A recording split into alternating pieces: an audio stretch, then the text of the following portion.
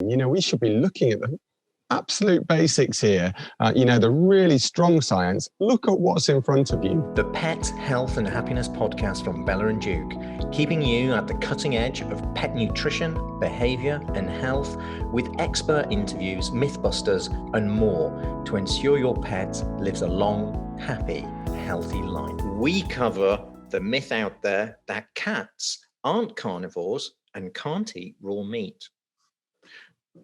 And for those of you who have not yet met welcome to the Mythbuster Mallet. Dr. Brendan. Just gobsmacked. Unbelievable to hear such a comment as cats can't eat meat. We know that 90% of cats go out there and hunt. I don't see them with a little fire, with a little spit roast for the mouse and birds. It's just unbelievable.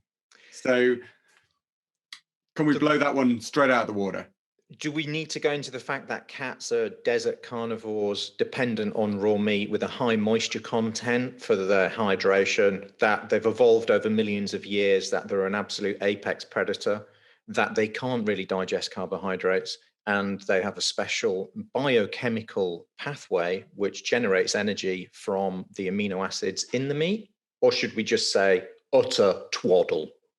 Utter twaddle. I can't even be bothered. Case closed. There's no evidence on raw. What say we on this, Dr. Brendan? Twaddle, not twaddle? Oh, come on, guys. That's just total twaddle.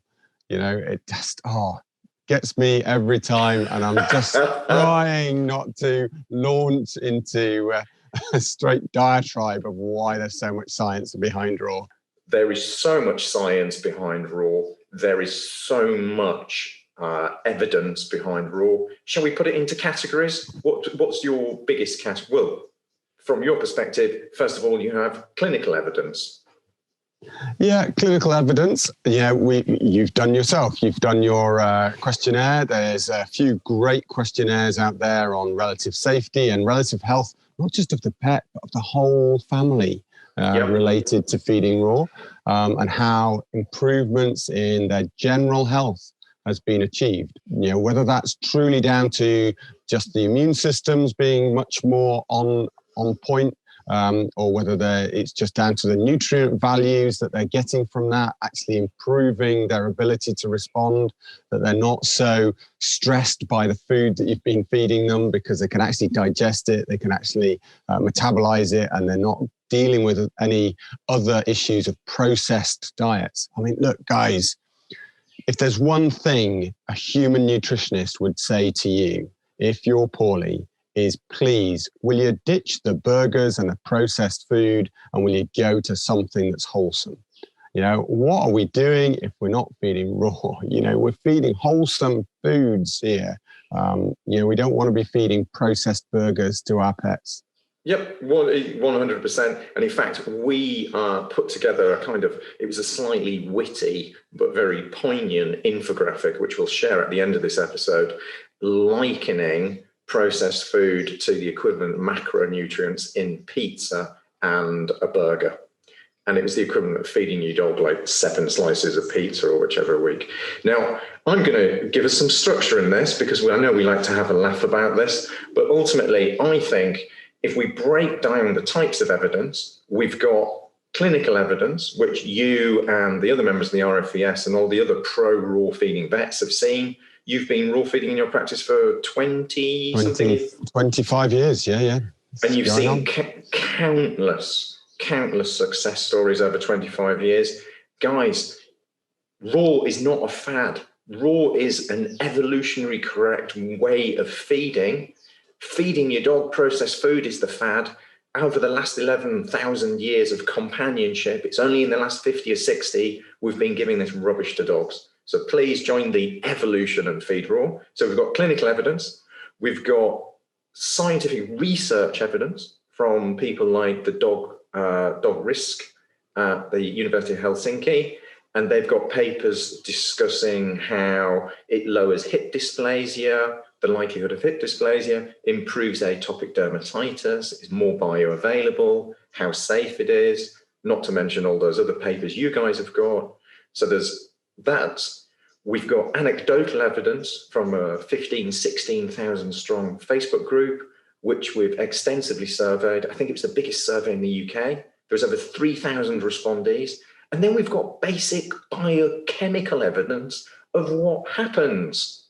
We've got... And not forgetting, also, you've got your basic anatomical evidence of, just go back to your zoological studies and work out what animals live in what environments and how they survive.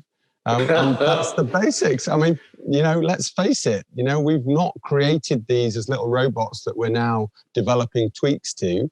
These are evolved creatures that have come alongside us, and we need to actually be seeing exactly what they should be doing with their guts, not trying to impose something that's cheap and available to us at a low cost so that we can try and cram it in there and then try and find some enzymes that might help. But actually, if they don't have the teeth to release the nutrients for those enzymes to work on, or they don't have the gut length for those foods to be fermented properly, how on earth are those individual enzymes going to ever be mixed with the food sufficiently to get great digestion? It's just not going to happen. Right. So, don't forget the very start of science, the basics, looking at the animal in front of you and being species specific, starting to go off into the clinical evidence and all of the other stuff. That's right down the line. We should be looking at the absolute basics here, the really strong science. Look at what's in front of you. So I think we can summarize that Mythbuster very neatly. There is overwhelming positive evidence for feeding raw, clinical, nutritional, biochemical, anatomical, scientific, driven from universities, and anecdotal. So if that's not enough to convince you guys, please take this message from the heart. If I was to recommend one single thing that you could do to improve the wellness and longevity of your pet, it would be switch to a complete, balanced, raw diet. Is raw ever a bad thing for a dog? Is there any medical reason why a dog should not eat raw? How short do we want to keep this? Because my answer's no. Busted! Another one busted. So another one going. What would the reasoning be behind saying, "Oh, don't do raw because your dog's immune system's compromised, etc." What would the reasoning be behind, from a medical point of view? Okay, and I say this with all respect to everybody who believes this, because there's obviously thought and love and care gone into it, and they say, and this is based on an underlying premise which is totally wrong. That is, raw has more bacteria in it and potentially damaging bacteria or parasites than other foods. And I'm going to avoid using other names. So we only use human grade food. All of our food is tested for both salmonella and additionally campylobacter, and nothing so far has ever gone into the food which could possibly compromise dogs' health. So the whole idea of not feeding your dog because it's undergoing treatment or cancer therapy or something, the most nutritious food available, is kind of crazy to me. Because imagine going into hospital and saying, you're having chemotherapy, but we're only going to feed you on burgers because we know they don't have campylobacter in. It's preposterous. Raw's fine for no matter what dog stage is, or stage of dog is, or dog stage. Yeah, and this goes for newborn puppies. This goes for super old dogs. This goes for dogs that are going through chemotherapy. This goes through, it goes for dogs in all spectrum of health. I cannot envisage a single scenario where raw will not be suitable for a dog. Said from the heart. Now, it might be that we need some supplements to help them transition, be it digestive enzymes or some apple cider vinegar or some other things. But ultimately, feeding the healthiest food you know to your dog will always be the biggest most influential factor you have on that dog's health? The first one being bacteria and contamination. Interesting, I spoke to somebody at the weekend. They've been feeding raw to their dog for 3 years. They read an article somewhere, I think it was on some vet's Facebook page, that don't feed your dog raw because they'll become more dangerous to people who are slightly ill or have immune issues themselves. So I thought I'd pick this up, Rowan, because she was really now worried about feeding the dog raw until I explained to her, does your dog go outside? So let's look at this. This is actually crackers when we think about it. Bacteria and contamination, easily the number one reason that people are actually scared of raw. One, there's bacteria on everything. There's more bacteria on your dog than the dog has cells in its body. That is something you have to accept, and it's the same thing for humans. Bacteria is our first line of defense. We want bacteria. And in fact, families who have pets have better immune systems because of the bacteria from their dog. So the point is, you want to influence it with the best type of bacteria, and that is found in raw. If you leave it for something from ultra-processed food, the bacteria which actually thrive on sugars and mutilated proteins are not so friendly. So if you're going to have some soldiers, get some good bacteria. So if you look at it, it's like having some soldiers outside your castle wall. Right, okay. So the next point is, people often think it's going to be messy, it's going to be blood and guts when you feed him raw, and running out of freezer space is another reason. Well, I was speaking to somebody much wiser than me the other day who pointed out that 100% of customers who bought a bigger freezer had enough freezer space. Exactly. So the 100 quid, I think, gets you a big enough freezer for the week. Well, I was speaking to somebody and they said they bought one off eBay for $5, you know, Yeah. So it's still cheaper to buy a bigger freezer than it is for 1 hour vet bill because we're not feeding our dogs correctly. So please, just find space for a small chest freezer, be able to fit your dog's food in there. It's worth every penny. And hey, if we're forcing you to take out those pizzas and those frozen lasagnas, hey, we're saving your life as well. No, I'm not going to worry if you complain it was about that. So yeah, freezer space, and then basically people think it's a bit messy. That's the whole point. That's everything we do, is actually make it as simple for everybody to get a complete, balanced, mess-free meal raw to their dog. And the meal's easy. It's just like a mince. It's just like the mince you get from the supermarket. You just literally fork it out of the tub onto the feeding plate or the bowl, and it really isn't that difficult. And don't forget to put the juices on there. The juices has really good stuff in there as well, so include those juices in. The next one is, my dog is a problem eater. Now, often we find this, but I think people often panic. Now, it's not often that animals like humans get to eat 3 times a day, is it? Well, I mean, in the wild, you just don't do it. Well, before we even go there, Mark, I mean, we've got a brilliant behaviourist, Caroline Spencer. She's pioneering this 1, 2, 3 scavenger method, or scavenger 1, 2, 3. It's as simple as that.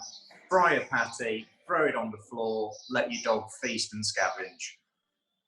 The dogs, 90% of dogs, so 9 out of 10 dogs will move on to raw like that. The other 99% will move with scavenger 1, 2, 3 method, and then for that literally the 1% of dogs who are a little bit resistant, you put, and just need some more TLC, you put bone broth on it, done. That, there is no reason whatsoever we can cover 100% of dogs with those 3 approaches. Easy. And I often see the ones that I've come across are either getting fed by the table, they're getting human food, they're getting treats in between. All these things are going to stop your dogs eating the right food. Just like kids, my kids would eat crap all the time if I allowed them to do it. And I just have to be tough with them. And I'm not the best, they still get in there and get their crap. But the reality is, it's just, they're a dog, just be strict with it. If they don't eat it, pick it up, put it in the freezer, in the fridge, back in the fridge. and just don't feed them anything in between. They will start eating. Oh, they will, and they will relish it. Let's face it, dogs have got an amazing sense of smell. They've got a great sense of survival. They're awesome scavengers. They will never starve themselves. But if you've been feeding them effectively on junk food, albeit with the best intentions, and there's no judgment, sometimes they need a little bit of coaching to move over. But literally 9 out of 10 dogs will move effortlessly. And that one dog out of 10, 99% of them move with scavenger 1, 2, 3. We've got loads of videos. I mean, done. Mythbusters. Next one is expensive. Okay, this is funny because I look at it. It depends on what you call expensive. Yes, a Porsche is expensive, and so is a Mini or a Skoda or a Fiesta. If you just want to buy a bike, it depends what you're comparing it to. So, you know, if I want to buy pot noodles, I can get a pot noodle for, 40 pence, or I can get myself a roast chicken for £4. You know, it's what you class as expensive. So it's a bit like with kibble. If you want to pay 22p a day for crappy food that's highly processed, poor ingredients, yeah, it's expensive compared to that, but it's far cheaper than the vet bill. So again, it's what you're comparing it to and what your priority is to whether you think it's expensive to get real food. In terms of number of meals and ingredient quality, if you were to look at it per number of vitamins, minerals, etc. in it, it's more or less exactly the same, or in some cases cheaper than the quality processed foods. Oh, absolutely. I mean, I look at our pricing and I go, wow, we're way cheaper than, or much better value, I should say, than a lot of the expensive brands out there are uncooked and so-called quality ones. So, in terms of, if you're looking at fresh cooked, or if you're looking at processed but the grain-free quality brands, holy moly, we're actually way cheaper, and that's without factoring in the differences that is going to make to insurance in the coming years and the difference into your vet bill before we even talk about the health benefits. So cheaper, another Mythbuster. What next? Yeah. And the final one, I think the main one, my dog is either too old or too young. Well, Trin, who I put onto raw full time when she was 11 years of age. She's a border collie. She looks better now at 15, coming on 15 and a half than what she did when she was 11. So, I just don't buy into this dog. Also, I guess on the other side, puppies as well. Well, we shouldn't tell the wolves or the foxes or the other little beasties like that they shouldn't feed their pups raw if we think you shouldn't feed puppies raw, because that's what in the wild. I'm going to stop you there, Scott. I mean, let's face it, at what point is it appropriate in anybody's life cycle to feed them on junk food? Bingo. So, raw, that's what dogs have evolved with. That's what helps them thrive. All of the science is coming out to support that. All of the clinical evidence is coming out to support that. All the anecdotal evidence is coming out to support that. Trin being a case in point. At what point do people say, ooh, my dog's been to the vets for a thing. We need to feed them on burgers or ultra-processed food with carcinogens in? Never. That cats can thrive healthily on a specially formulated biscuit. Can't believe it. Look, there are biscuits that there are two elements here. Majority of biscuits which are made are compiled with cheaper carbohydrate ingredients. So they are, first on the ingredients list. And that's just inappropriate for cats. They are not designed to take on, starches in that format for good health. The second part is that just having a biscuited format means that they have to supplement in loads of things like taurine, for example, to try and bolster the cat's need for some of those vital amino acids, which are only found in meat and fresh products. So therefore, remember, when they go through that extrusion process within making the biscuit with temperature and pressure and all sorts of other elements, it changes the proteins they've got within that product to make it less digestible and less health inspiring for the cat. Well, shall we take that a little step further and put our head above the parapet, as our good friend Dr. Conor Brady details in Feeding Dogs? He uses a lot of research papers which actually show that not only does it kill a lot of the nutrients in the proteins that get used by baking them for such a long time, and that those carbohydrates which are used to bind the biscuit actually create a lot of metabolic problems. He goes as far to actually point out and scientifically demonstrate that when you heat any proteins like that for such a long time, you actually create cancer-causing chemicals. There is scientific evidence behind this. Acrylamides, Maillard reactions. This is not an opinion. This is an undeniable truth.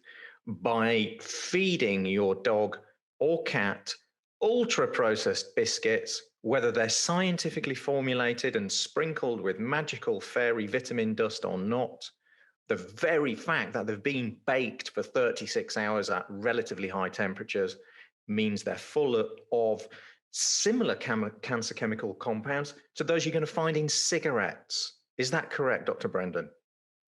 I would say definitely. I've seen all of the information, the science that's there about feeding these cooked proteins and the dangers that they can produce, all of the cancer, pro-cancer stuff within our pets. So yeah, we do want to try and reduce that as much as we can.